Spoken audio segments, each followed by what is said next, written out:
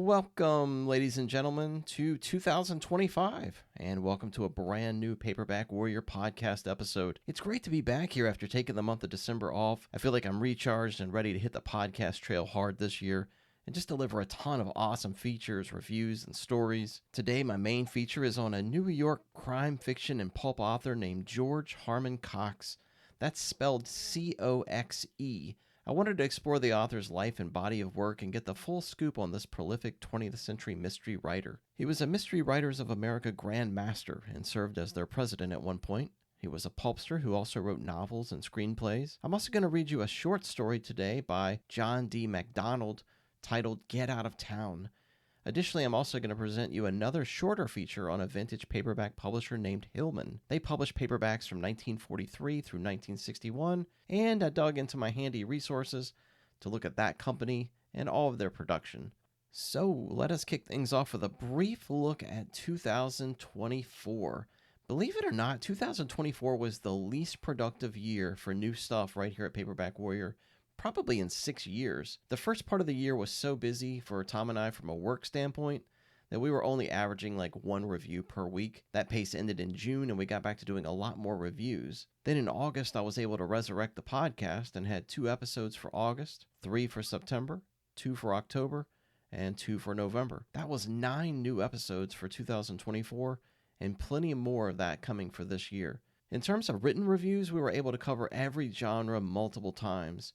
Here's some stats for you in terms of quantity of written reviews. There were 23 for horror, 20 for pulp, 3 for science fiction, 6 for sleaze, 3 for gothics, 5 for westerns, 5 for comics or graphic novels, 3 for fantasy, 23 for crime, and then 18 for general action novels, which could be espionage, men's action, adventure, and so forth. Based on those numbers, it looks like Paperback Warrior could be described as a crime-noir horror blog with a penchant for pulp stories.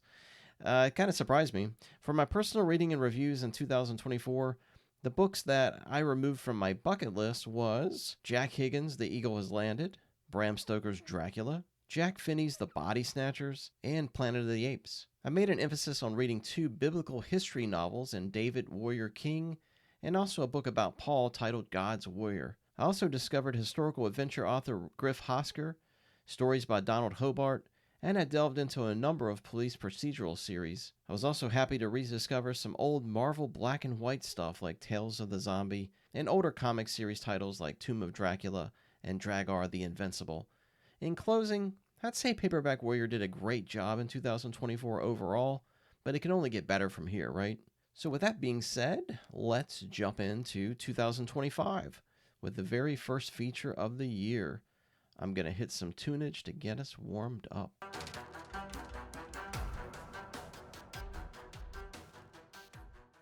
My feature today is on a well-respected crime fiction author named George Harmon Coxe. As I mentioned in my opener, he was once president of the Mystery Writers of America, and he won their Grand Master Award. So let me tell you all about him. George Harmon Coxe was born in New York in 1901. He graduated high school at Elmira Free Academy. He attended Purdue for 1 year and shifted his curriculum from engineering to literature. He also changed schools to Cornell University. For 5 years, beginning in 1922, he was a journalist for the Los Angeles Express, the Utica Observer-Dispatch, and Santa Monica Outlook, among others. Now, Coxe was an admirer of pulp fiction. While performing his day job in 1922, at the ripe young age of 21, Coxe authored 2 stories for Detective Story magazine, one in 1922 and another the following year. Then in the early 1930s, he really gets going again. He writes 3 stories in 1932 for Street and Smith's Top Notch before contributing to even more pulps like Clue's All-Star Detective Stories, Dime Mystery Book Magazine, Detective Fiction Weekly, Street and Smith's Complete Stories, Thrilling Detective, and Argosy. He wrote hundreds of stories from 1922 through 1972, ultimately 50 years of short stories. In 1934, Coxe created a newspaper photographer named Jack Flash Gun Casey. There had been newspaper reporters that worked as amateur detectives to solve crimes. These types of heroes and stories were in the pulps already, but not a photographer in the role as an amateur detective. So in the March 1934 issue of Black Mask, the first Jack Flash Gun Casey story appears. It's called Return Engagement. Initially, Black Mask editor Joe Shaw had originally discouraged Coxe from creating a recurring character, but he later admitted that Flash Casey was so well constructed that the series soon became a reader favorite. In this series, Jack Casey begins work at the Boston Globe, then moves to the Boston Express. Paperback Confidential's Brian Ritt describes Casey as a rough, hard-drinking, hot-tempered Irishman. J. Randolph Coxe of 20th Century Crime and Mystery Writers described the typical Casey story as involving the photographer taking photos of crimes or the planning of crimes, and the criminals don't want these pictures out to the public. The police don't want Casey to interfere with their investigations, but Casey does, and his photos normally lead to the crime's resolution and ultimately the criminals behind bars. Casey also teams up with a crime-solving reporter named Tom Wade. There were 24 of these Flash Gun Casey stories, and they all appeared in Black Mask from 1934 through 1943. The only exception was a story in Star Weekly in 1962. The Black Mask stories were all collected in Flash Casey Detective, published in 1946 as an Avon paperback. In addition to the short stories, there were 5 novels starring Flash Gun Casey between 1942 through 1964. Those books were Silent for the Dead, Murder for Two, Error of Judgment, The Man Who Died Too Soon, and Deadly Image. 3 of those novels were published in the 1960s after the pulp market's decline and the boom of the paperback original business. 3 of the Casey novels are available as reprints through Mysterious Press in both digital and physical copies, so you can sort of get a taste of those. Additionally, a Here's Flash Casey film was released in 1938 and was adapted from the series of short stories. A well-respected, much-loved radio show was broadcast for years starring the character. Also, between 1951 through 1952, the series was adapted to a TV show titled Crime Photographer and starred Darren McGavin. Alright, so that's it for the Flash Gun Casey part of Coxe's career. 24 short stories and 5 novels. So next is another pulp character that Coxe created named Paul Barron. This character, as described by the online edition of the Encyclopedia of Pulp Heroes, written by Jess Nevins, Barron was a hard-boiled private detective that was assisted by a scrabby sidekick named Buck O'Shea. Barron appeared in 4 stories in Black Mask in 1936. The next pulp character that Coxe created was Dr. Paul Standish. Now, I think the Standish name is really odd. Maybe that was just a popular name at the time, but if you remember way back on episode 105, I did a feature on pulp author Sidney Horler, and he used that Standish name a few times. I think it was once for his cowboy hero, which appeared in, I think, in 1 book. Another was for his spy named Tiger Standish, and then he used the Standish name again as a pseudonym. If you haven't listened to episode 105, please do, because I think Sidney Horler is a very unique writer. So the Dr. Paul Standish character appeared in 10 stories and 1 novel from 1942 through 1966. These stories appeared in glossy magazines like Cosmopolitan, Liberty, and the American Book Magazine. Paul Standish is described as a medical examiner that really delves into mysterious deaths. The character will take on criminal cases to determine how these victims died. He's aided by a police lieutenant and a nurse secretary. In July 1948, CBS ran a short-lived radio broadcast starring this character. Again, the character is Dr. Paul Standish. The Kent Murdoch series is Coxe's most well-known title. Murdoch appeared in 2 stories in the American Magazine, but his bread and butter was really full-length novels, both in hardcover and paperback. The first Murdoch novel was Murder with Pictures in 1935. 22 more installments of the series followed through 1965.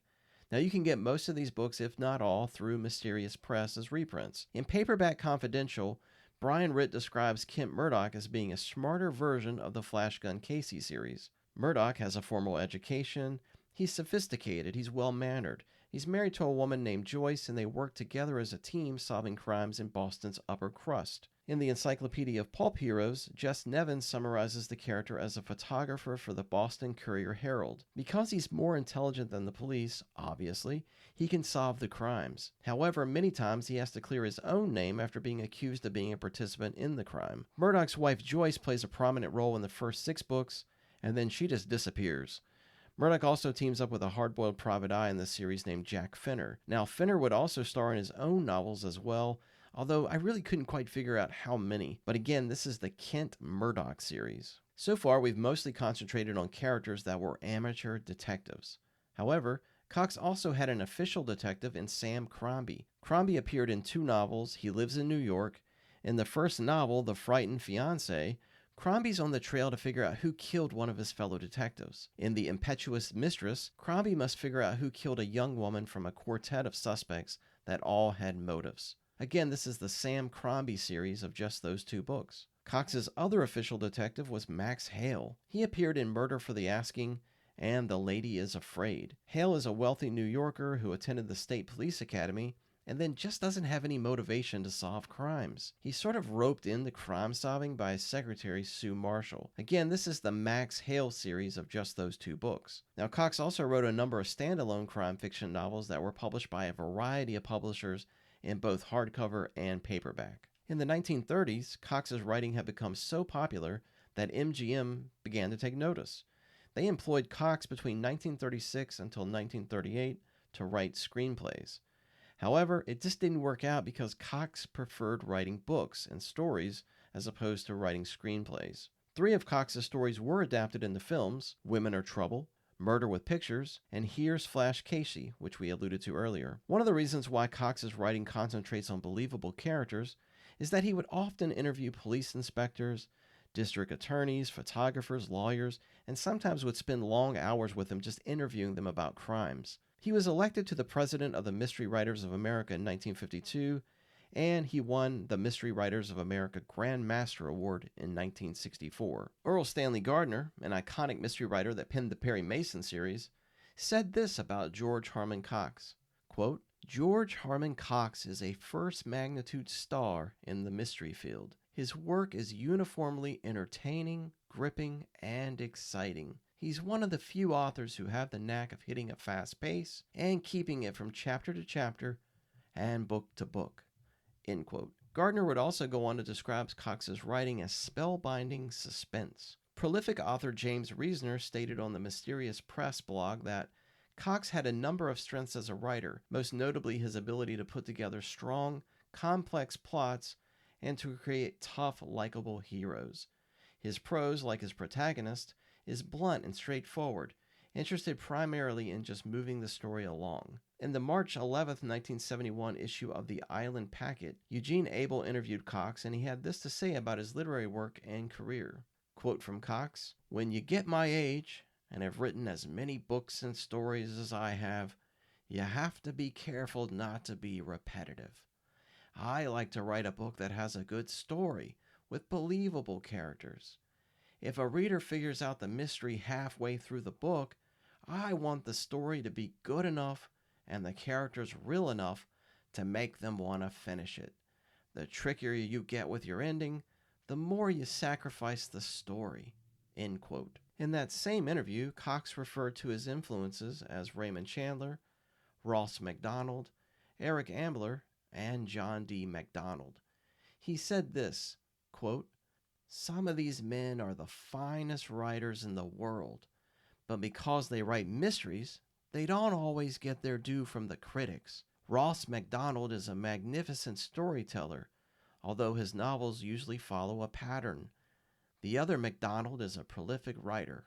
End quote. Coxe married Elizabeth Fowler in 1929 and was married to her until his death on January 31, 1984 in Old Lyme, Connecticut. They had 2 children. My references for this feature was the Online Encyclopedia of Pulp Heroes by Jess Nevins, Paperback Confidential by Brian Ritt, the Fiction Mags Index on Galactic, IMDb's biography written by Jack Backstreet, and the March 31, 1959 issue of the Elmira Advertiser, and I also used the March 11, 1971 issue of the Island Packet. Additionally, James Reasoner's article, The Legacy of George Harmon Coxe, on the MysteriousPress.com blog. So my second feature today, in lieu of a review, is a look at publisher Hillman Books. This publisher was active between 1943 through 1959. The company was formed by Alex Hillman. Initially, he partnered with Samuel Curl under the imprint of William Godwin, Inc. to publish hardcover novels. He also published a variety of true crime and confessional-styled magazines as well as comic books. Interesting enough, before pocketbooks launched the paperback market, Hillman had already started selling digest-sized paperbacks on the magazine racks. Now, these were abridged forms of reprinted pulp mysteries and westerns. When publishing these digest-sized paperbacks, Hillman created numerous imprints. These were adventure novel classics, detective novel classics, fighting western novels, gunfire western novels, western action novels, western novel classics, and western novel of the month. He also had a failed imprint titled Hillman Detective Novel, which produced just one novel, The Arabian Nights Murder by John Dixon Carr, in 1943. So Hillman had a great deal of activity in the retail digest market. Now that gets us up to 1948. Hillman decides to go all in on a smaller format paperback. Hillman launches their first book, and it's called Let's Make Merry by Jack Hanley. The book's front cover has a smiling blonde with the blurb, "Being a Gentleman's Guide to Scientific Seduction in 8 Easy Lessons." Boy, I wish I had that when I was 17. It is a 25-cent sensational book and highly collectible to this day. That same year, Hillman launches 10 more paperbacks by authors like W.C. Tuttle, William Rain, Henry Gooden, and artwork by the likes of Charles Wood and Viktor Kravchenko. Now, most of these are westerns aside from Sex and Marriage Problems by E.B. Taylor and Casanova's Memoirs edited by Joseph Monet. In 1949, the publisher averages 2 book releases per month, and again, these are mostly westerns and self-help books like Marriage, Sex, and Family Problems. But among the releases that year was Jim Thompson's Nothing More Than Murder. In the list is also Jack Vance's The Dying Earth, which was his first novel. The publisher continues to the end of 1950 and publishes 48 total books. The books were all numbered from the second book, Tumbling River Range by W.C. Tuttle, through 1950's Father of the Bride, which was a movie novelization by Edward Streeter. These first 48 books are published under Hillman Periodicals, Inc. The Hillman's Digest series and the Paperback series both go out of business in 1951, but Hillman isn't quite done yet. They return in 1957 with an imprint called Hillman Books, and they publish 6 books that year.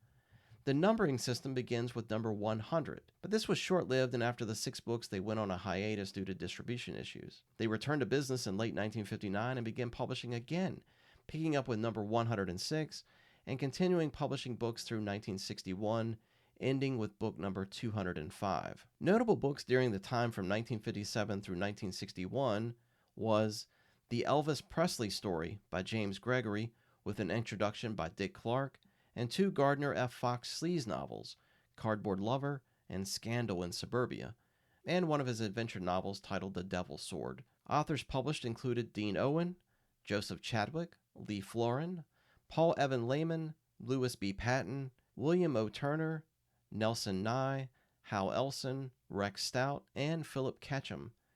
The cover artist included Robert McGuire, the aforementioned Charles Wood, Earl Elton, A. Leslie Ross, Tom Ryan, Paul Rader, Harry Scher, Everett Raymond Kinsler, Ron Lesser, and Mort Drucker, among others. Alex Hillman sold his publishing company in 1961 to McFadden.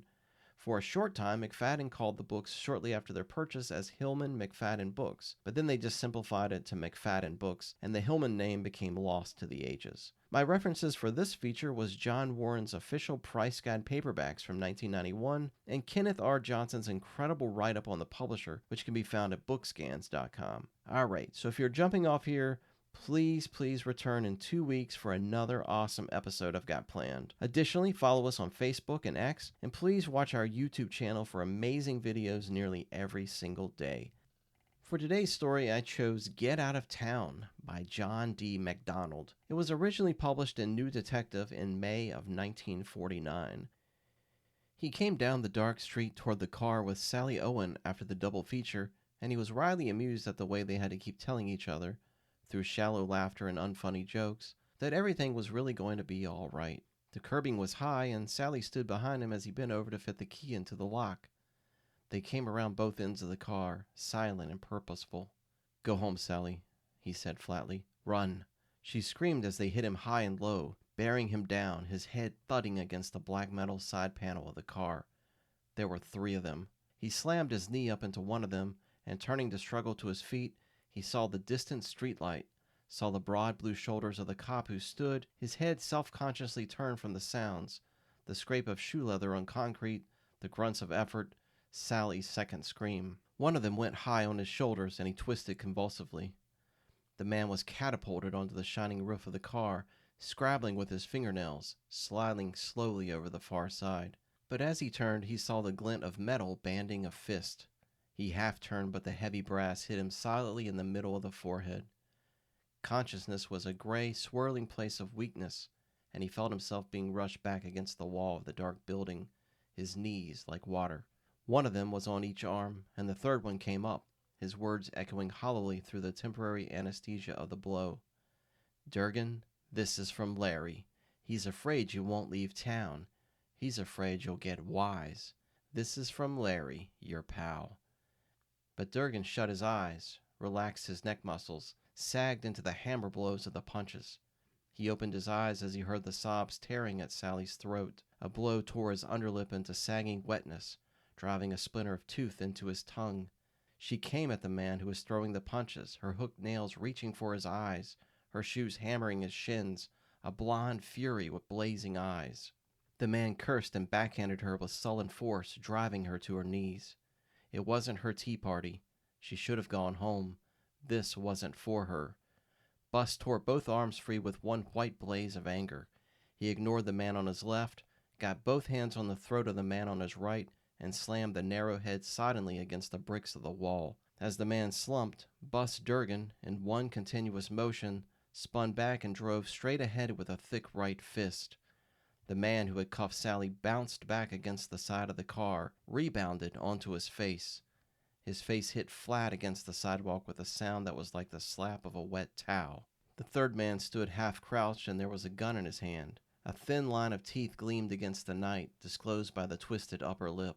Bus realized that the man was frightened and that he would shoot. A black object arched toward the man with the gun. As his head turned startled, Bus kicked in panic at the wrist which held the gun. The barrel of the gun dug into his shin, and the weapon sailed up into the darkness. As the man turned, Bus caught the wiry wrist, pulled him back, and with one hand on wrist, the other clamping the elbow, he drove the forearm down with all his strength against the sharply lifted knee. The man gave a thin, gasping scream and fell, rolling from side to side, his eyes wet and shining in the glow of the distant street lamp. Sally made small, whimpering noises. Bus picked up the purse she had thrown at the gunman, and he unlocked the car door, handing her the purse as he helped her in.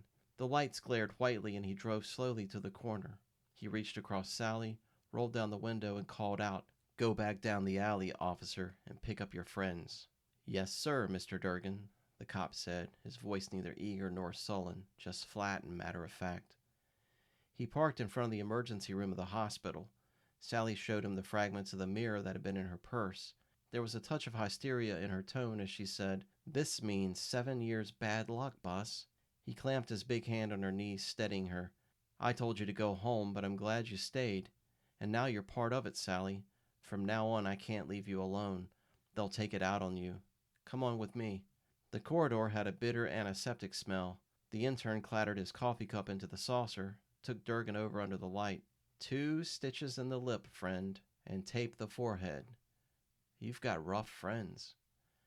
He was clever with the curved needle. He said, "Don't smile, friend, and don't kiss anybody. Eat carefully. In a few days the stitches will come out." It was then that Sally showed her skinned knees. The intern swabbed them clean, painted them, and put thin strips of gauze across the pavement burns. Bus gave him a $10 bill, turned with Sally toward the door to see Wallace, the gray and sardonic police reporter leaning against the frame.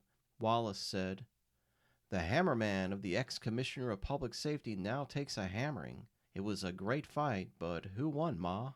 "I got fresh with Sally and she clipped me," Bus said. "I don't know my own strength," Sally said. Wallace went with him out to the car. Bus got behind the wheel, Wallace near the right window, Sally between them. "All this amuses me," Wallace said. "Glad we're keeping you happy," Sally said bitterly. "Test tube democracy," Wallace said dreamily. "Here we had a clean, tight little city under the powerful paw of John Gordon, Commissioner of Public Safety. You were his muscles, Bus. And John had the misfortune to have a coronary. So Larry Drask, kept neatly underground by you and Gordon, pops up into the air and pushes the rubber-stamped mayor into installing his brother-in-law, Sherman Larratt, in the vacated position. The right guy for the position would have been Lewis Hinton, but Lewis would have been just as hard on Larry Drask as old John was. Sherman Larratt doesn't quite dare fit you, Bus, So now Larry's encouraging you to quit. I'd rather imagine that if you don't discourage, he'll have you shot. Bus felt Sally stiffen beside him. Why don't you put all this in your paper, Wallace? He asked, his voice distorted by the stitches in his lip. The managing editor has a strange affection for advertising revenue, Bus. A write-up like that would put Larry on our tail. He couldn't do much before, now he's out in the open. Good old Larry. Wine, women, gambling, and song. Only he doesn't indulge himself. He just makes it possible for his fellow citizens to do so. Public-spirited, that boy. Off the record, Boss, what are you going to do? Why don't you get the hell out of town? This is my town, Bus Durgan said. I stay. Wallace pushed down the door handle on his side and stepped out. Don't be too stubborn, Boss. You'll be dead a long time. He walked away. Sally started to cry after he had driven 2 blocks. He didn't know she was crying until they passed a streetlight, and he glanced over at her and saw the tear streaks on her cheeks. She sat with her face blank, her head against the back of the seat, the tears running down in quietness and dignity. Stop it, he said hoarsely. Stop. Do you owe me anything, Bus? She asked in a small voice. Do you owe me your life? Do you want to stay alive for me? Forget what Wallace said, he said. They can't take a chance that big. But he knew that they could. His mind slipped uneasily over the thought of death, veered quickly away. He stopped in front of the small apartment house, turned out the lights, pulled her towards him. He held her in his arms until she stopped trembling. When are you going to marry me, Bus? She asked. Any minute now. He walked her to the door, waited until her elevator had gone up. He stood in the darkness outside, carefully put a cigarette in the corner of his mouth away from the stitches, lit it, sucked the smoke deep into his lungs. He was a big man with a deceptive air of placidity. Standing there in the night, he savored the town, tasted the flavor of it. In some subtle way, the very streets looked different. Even the streets laughed, the greedy laughter that was a reflection of Larry Drass. The city had become a jungle. To the quiet middle classes it would appear not to have changed. They would not know the jungle in which they lived. Tom Card, the deputy chief, was a burly man in his early 50s, with a seamed reddened face, small gray eyes. He looked steadily at Bus Durgan. A little working over, eh? I didn't come to make a complaint, Tom. You're too smart for that, Boss. What could I do about it? I could smack my thick head against a stone wall and lose my retirement, but nothing more. How do you think I feel about this, Bus? The strongest laundry soap in the world wouldn't make me feel any cleaner. How does a man scrub his soul with a rough brush? What are my chances, Tom? The deputy chief shrugged. You'd better run for it, lad. 6 years ago you put a twist on Larry's nose that plastic surgery couldn't correct. He loves you for it. He'll have you buried under the public restrooms. All I came for, Tom, is a permit and a gun out of your collection. Tom Card drummed thick fingers on the desktop. What can I lose? Only my pension. What's that? Just money. A medium of exchange, they keep telling me. A nice big 38 special, or do you want something more compact? The flattest 32 automatic you have, Tom. I haven't carried a gun in over 5 years. Card put a gun on the desk. This is one of my pets. Belgian. Nice action. Bus thought that going into the private office of the Commissioner of Public Safety was like one of those trick movie shots. He had gone in there so many times into the familiar paneled office and had seen so many times the blunt, strong face of John Gordon, the white, coarse hair, the grin of combat. But the vision of John Gordon faded, and in its place there was a small man. His name was Sherman the Rat, who, as attorney for Larry Drass, had carefully skirted the edge of the law for so long that he had made a simulation of expansive honesty a part of his personality. The dark hair, parted on the side, was combed carefully in thin strands over the white and gleaming skull. His eyes were as dull and as expressionless as tar melting in the summer sun.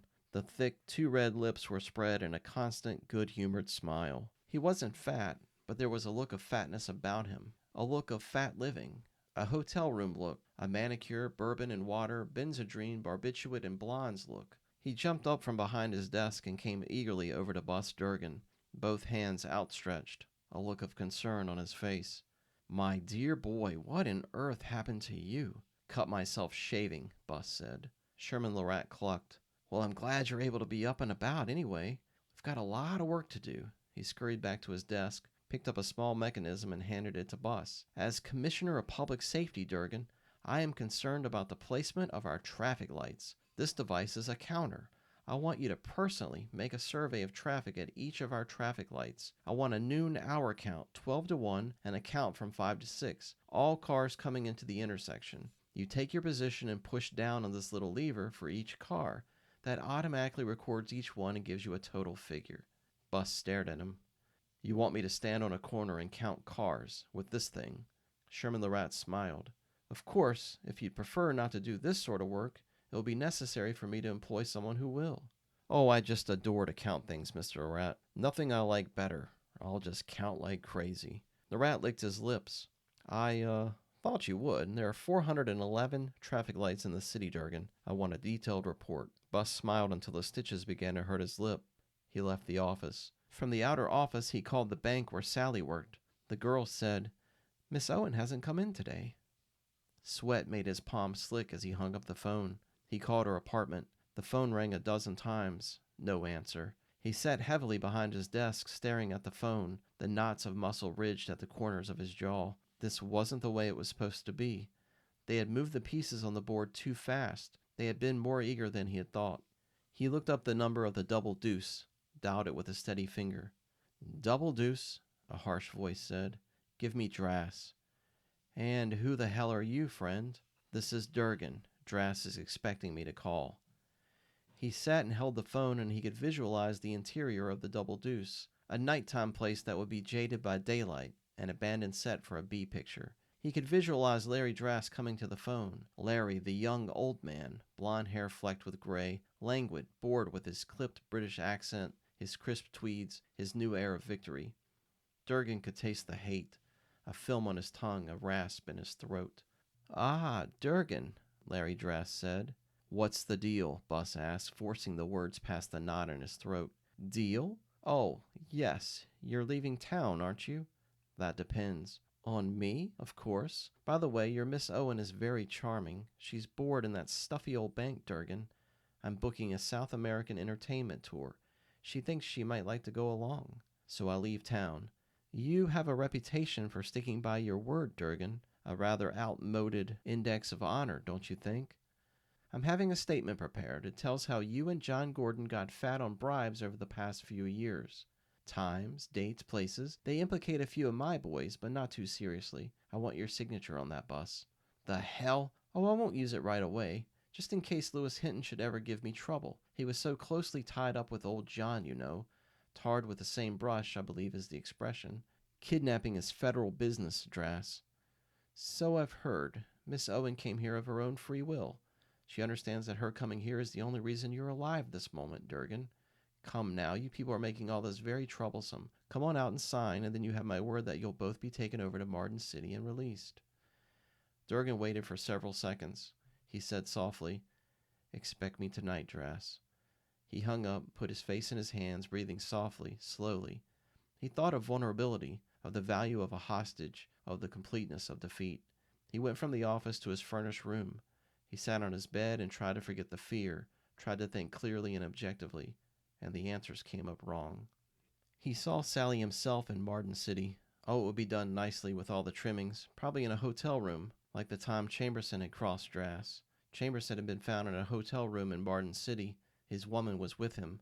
Her face was livid blue, swollen tongue protruding. Chamberson looked just the same. She was on the floor and he was on the bed. He still had the tiny bottle clutched in his hand. It would all fit. Durgan, faced with proof of bribe-taking, takes suicide route, packed with girlfriend. Thus John Gordon had died just in time, very neat. And he was glad that he had instinctively said that he would come out at night. Night was best. The Double Deuce was a fort, Larry's stronghold. The county was in his pocket, and he was safe there. A big wheel, and so Sally would be there. He went out and ate and went back to his room. He dropped his pants down around his ankles, and with 2 strips of tape, he fastened the .32 automatic to the outside of his solid right thigh.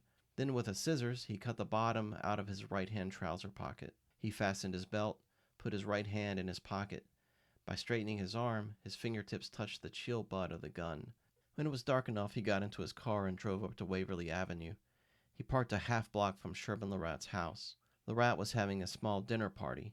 Through the French doors, Durgan saw Larat talking to a tall brunette in a dinner dress. He went to the front door, and a servant let him in. The rat came into the hall, his eyes wide with surprise, his mouth slack with cocktails. Durgan made mystery out of it. "Come out on the porch for a moment, sir." He pulled the rat off to one side, hit him solidly under the heart, caught him as he sagged and leaned him against the clapboards. "Shut up and listen, Larat. You can die right here or you can come along with me." Larat made a gagging sound. "We're going back in and you're telling your guests you'll be away for an hour. I've got nothing to lose. I'll be right behind you. One wrong word and I'll crack your spine over my knee." Larat straightened. "I fail to understand how you think." Durgan hit him again under the heart. Larat's shoulders hit the clapboards. "Do as you're told," Durgan said. Durgan stood behind Sherman the rat in the arched doorway from the hall to the living room. The rat's voice shook as he said, "I'll be gone for a little while. You folks go right ahead and enjoy yourselves." Durgan got him out to the car, pivoted, and slammed a short right chop against the rat's fatty jaw. He pushed the rat so that the man fell face down on the rear floor of the sedan. With the tape he had brought, he taped the rat's wrist and ankles, wedged a cleaning rag in the man's mouth, and taped it in place. He drove, obeying the lights, the stop signs, the speed limit. He drove the 5 miles from the city limits to the Double Deuce. The parking lot floodlights were dim. Raw, brassy music floated out across the smooth asphalt. The building was ranch type, long, low, white, dim lights showing through the windows. Durgan went in the doorway to the bar. 2 girl shills sat on the tall blue stools, their faces a white dead fragrance. They turned towards him with mechanical smiles. The bartender touched something under the edge of the bar. Durgan waited patiently. The doorway beyond the bar opened and 2 men in white mess jackets came out, wary and controlled. The dark hair of one of them had been shaved away at the back of his head, the adhesive gleaming white. "Walk slowly through that door," the man said, "and stop inside it with your hands in the air." Bus Durgan did as he was told. The door swung shut and the 3 of them were in the enclosed space. A single bulb hung from a ceiling cord. He felt the hands on him. Pockets, waistband, armpits. "Take him in. He's clean." The office of Larry Drass was the small and cozy living room of an early American farmhouse. Classic antiques, a break front desk, ruby glass, a churn in front of the fireplace, a cast iron cat on the hearth. Larry wore Shetland tweeds with casual elegance. The one man who had come in with Durgan closed the door and leaned against it, his hands in his pockets. "How the mighty have fallen," Larry smiled. "You're the dealer," Durgan said softly. "I want you to know that I hold no grudge for past difficulties you've caused me, Durgan. That's over. I've had this prepared." He motioned to the document on the table. "No dice, Larry. First I have to know the girl's okay." Larry reached for the bell pull. The man moved away from the door. The first man put his head in. "Miss Owen, please?" She was brought in 2 minutes later, just as Durgan finished reading the statement he was expected to sign. She ran into his arms. He felt her body tremble, but there was no hint of a break in her spirit. Her fingers dug into his arms, and he looked at the benign smile of Larry Drass over her fair head. "Touching," Drass murmured. Durgan held Sally at arm's length. "Have they hurt you?" he asked. His heart twisted at the grin she managed to give him. "Not yet, darling, and don't sign anything." "I have to," he said heavily. He saw the relaxation on Larry's face. The pen was on the table. He wrote quickly the words, "No dice," folded the paper twice, and handed it to Larry. Larry smiled and began to unfold the paper. His eyes shifted to the paper as he unfolded it. Durgan turned a bit so that his right arm was shielded from the man at the door. The tape tore the hair on his leg as he pulled the automatic free. He spun completely around, the gun cradled against his palm, his right arm straight. The solid metal of the slide smashed against the head of the man at the door. The pink and delicate edge of the temple bone protruded jaggedly through the pale flesh as the man fell without a sound. Larry's hand had slipped inside the left breast of his jacket, his eyes widening with fear, his mouth open to shout. As the hand came out from under the coat, Durgan chopped viciously at the slim, tanned wrist, hitting it solidly with the trigger guard and the underside of the barrel. The gun dropped with a muffled thud to the rag rug. He reversed the chopping motion, caught Dress under the cleft chin with the top of the barrel, shutting off the shout as effectively as though he had clamped a hand over the man's mouth. Larry wavered back. Sally had backed slowly to the wall. Durgan advanced on Larry, said over his shoulder, "Get the gun." He kicked Larry's weapon aside towards her. Larry lurched toward the bell pull. Durgan put a forearm almost tenderly across Larry's throat, bearing down so that the man dropped to his knees, clawing at Durgan's arm. Durgan said softly, "Oh, that pretty, pretty face, Larry. What a beastly shame, old man." Larry made a strangled sound. His hard fist smacked against Durgan's jaw without changing Durgan's cold expression. Durgan did not like what he had to do. He told Sally to turn her back. He spun Larry onto his back on the floor, stepped heavily on the man's wrist, leaned over him, and, with the gun barrel, with the front sight, with hard stroking motions he smashed the mouth, made deep slits in the flesh over each eye. He stood back. Larry wavered up, clinging to the desk, trying to shake the blood out of his eyes, his broken mouth writhing with sudden madness. The veneer had been broken and the animal showed through. A vicious animal. Durgan pushed the dead man out of the way of the door, and he yanked it open. Sally held the gun. He took it from her, pushed her out the door. Then he tossed the gun at Larry. It hit the man on the chest and fell to the floor. "Here's your gun back, Larry. It's loaded." As Larry groped from the gun on the floor, half blinded by the blood streaming across his eyes, Durgan took Sally's arm and ran with her down the corridor to the door that led out into the bar. The bartender reached below the bar, his eyes wide as he saw the gun in Durgan's hand. Durgan shot him in the shoulder. Durgan pushed Sally towards the other room, said sharply, "Go in there. Stay with people. Wait for me." He went to the door to the parking lot and waited. Larry Drass stumbled out the other door, rubbing at his face with the back of his left hand. The sound of the shot had killed the music. A woman screamed. "Over here, Larry," Durgan said. Durgan darted out into the parking lot in a zigzag run as two heavy shots crashed in the smoke-blue air of the bar, starring the glass of the door. He ran to the car, turned, and looked back. Larry Drass, walking like a drunken man, came out onto the asphalt 60 feet away. Durgan yanked open the back door of the car, pulled the tape free of Sherman Larat's ankles, hauled him out. Larat's eyes were wild above the gag. "Run, little man, run like hell," Durgan hissed in his ear, digging the automatic into Larat's plump middle. Larat started toward the double deuce, running with his hands bound with the ungainly motion of a fat hen. "I'm coming to get you, Larry," Durgan called. Many faces looked out from the club. Larry Drass swiveled toward the sound of the voice, rubbed at his eyes with the back of his left hand. He took aim and fired 4 measured shots. Sherman Larat was running when the first shot was fired at him. The second shot drove him 3 crazy steps backward, fighting for balance.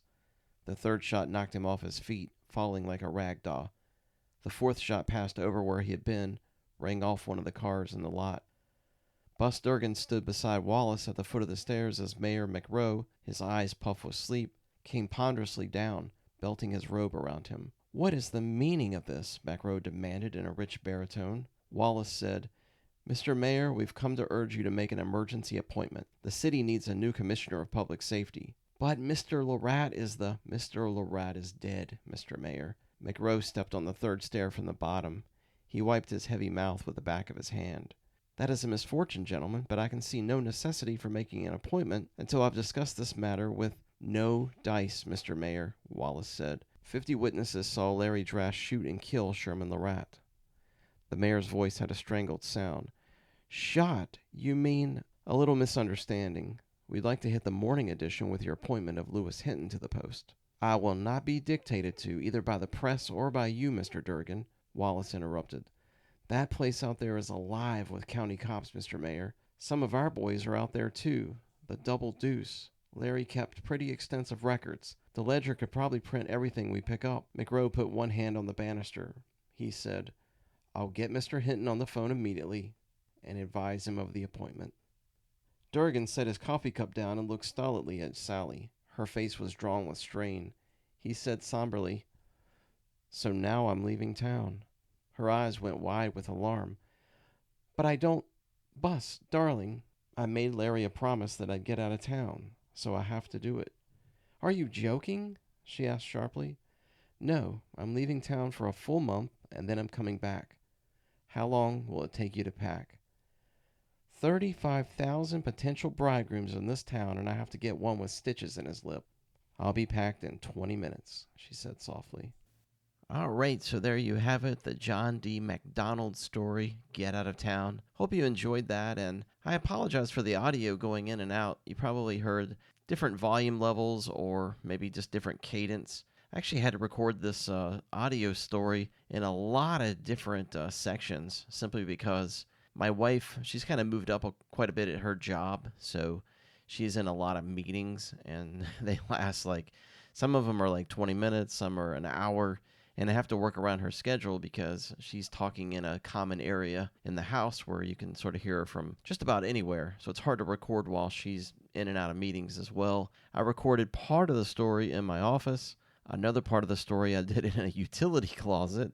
And then I tried a part of the story upstairs in a clothes closet just to try to match it all up. And then eventually I just came back to my office. And it's hard to match the cadence sometimes because I'd recorded part of the story one day and then recorded part of the story another day.